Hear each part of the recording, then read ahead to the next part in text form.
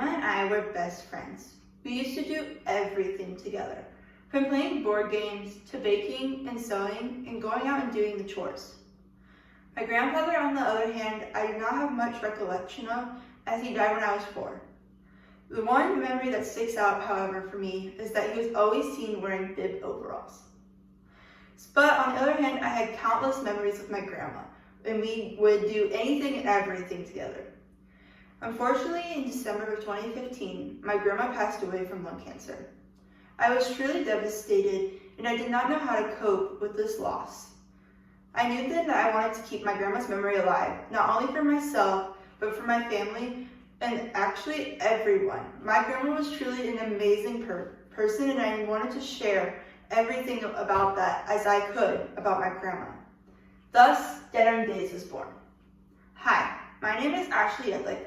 I'm from the Lone Tree FCLA chapter in Lone Tree, Iowa, here presenting Denim Days and the Level 3 Repurpose and Redesign started it. After my grandma died, we had to go and clean out her house. Now, my grandma had a lot of clothes, and these clothes had many memories attached to them for me, along with my other family members. It was hard for me to just grasp the concept of just throwing them away. Not only throwing them away would be like throwing away the memories, it would also be contributing harshly to the environment. These clothes would burn so much carbon and emit it into the air, and I just really couldn't see myself doing that. I also knew that I could not just donate the clothes as a way to donate and be safe to the environment, as these clothes, where some of them were not even wearable, and I would not want someone to wear these with how thin the fabric was or the stains and holes. I knew that I could, however, work with the fabric and make them into something else. So I decided that I would do that instead. Now, my grandma was always in a pair of jeans, just like how my grandpa was always in a pair of bib overalls. So I knew that I wanted to use that as my fabric. I also knew that I wanted to do a table setting because my family was surrounded by food and sitting at the table, always for a meal.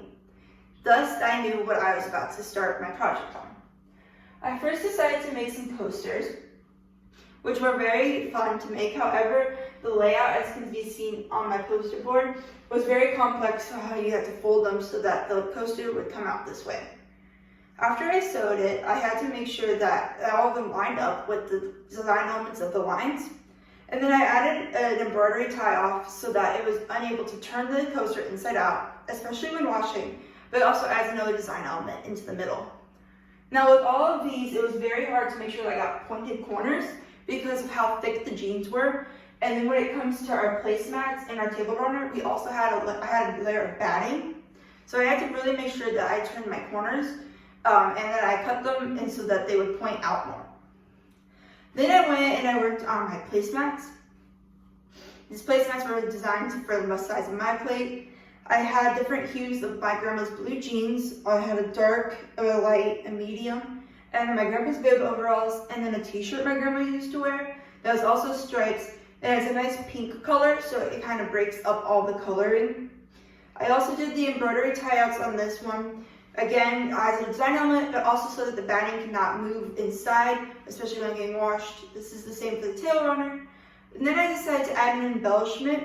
I took the label off that's usually on the back of your jeans. That is the brand name. This one is Wrangler. And I decided to sew it to my placemat. And this actually allows you a place to put your silverware and your napkins. So I thought it was just a nice embellishment and another great way to use everything that I had on my grandma's jeans.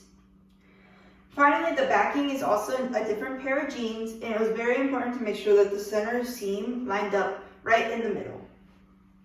We can also see that on my last project of the table runner, where I had one long vertical seam line going down, and then another one in the middle, and so that they have a center point. Table runner was very similar to the placemats, as it is 3 placemats put together. It's very long, and you can see how long my batting was, and I had to put them all together. So once again, it was very hard to sew with how thick this was. I also did the tie-outs again to make sure that I had a design element and that the batting would not move. I had so much fun making this project and keeping the memory of my grandma alive. We really were best friends, and we used to do everything together. And I know that my grandma is gone, but I will forever have the memory of her.